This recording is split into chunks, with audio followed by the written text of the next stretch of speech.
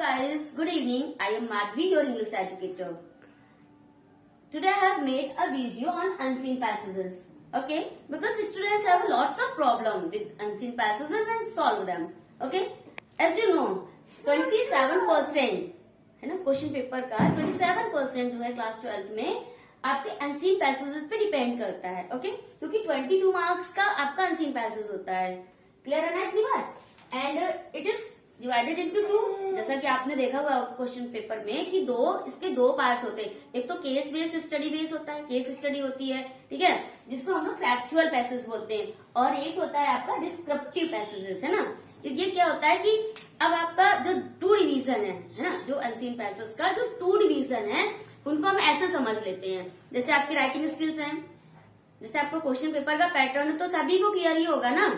जैसे question paper होता है क्लास 12 का इंग्लिश का, उसके पैटर्न को तो आप सबको पता है कि 22 मार्क्स का क्या आता है, अनसीन पैसेज आता है. उसमें से 12 मार्क्स का आपका डिस्क्रिप्टिव होता है और एक जो नेक्स्ट वाला केस बेस्ड होता है जो फैक्चुअल होता है वो 10 मार्क्स का होता है. ठीक है, 18 मार्क्स का आपका राइटिंग स्किल आएगा, है ना, एंड 40 मार्क्स का आपका लिटरेचर का आता है. ठीक है, तो आज हम जो बात करने जा रहे हैं वो हम 22 मार्क्स की बात करने जा रहे हैं. उसमें से भी हम 12 मार्क्स का जो डिस्क्रिप्टिव पैसेज आता है उसकी बात करेंगे, बट आपका इंट्रोडक्शन दोनों का ही देंगे.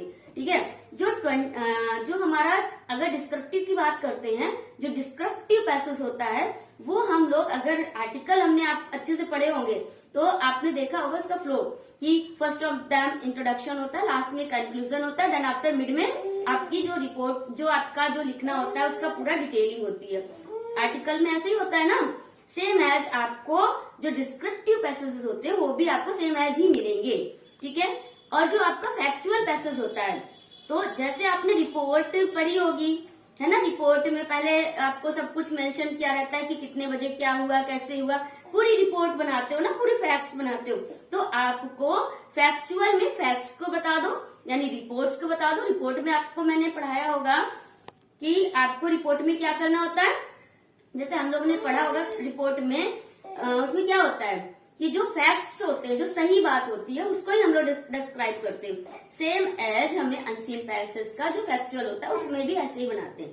तो चलो हम बात करते हैं पहले हमें क्वेश्चन पेपर में जो पैसेज आते हैं कैसे सॉल्व करने हैं. ठीक है, देखो सबसे पहले first of them you have to read the passage, है ना. पहले हमें अगर सॉल्व करना है तो बहुत सारे हमने यूट्यूब में चैनल्स देखे हुए हैं, है ना. हम लोग ने खुद से भी स्टडी की है. तो many of the teachers said that first of them you have to solve the questions. नहीं, सबसे पहले क्वेश्चंस नहीं पढ़ने हैं ना सॉल्व करने हैं.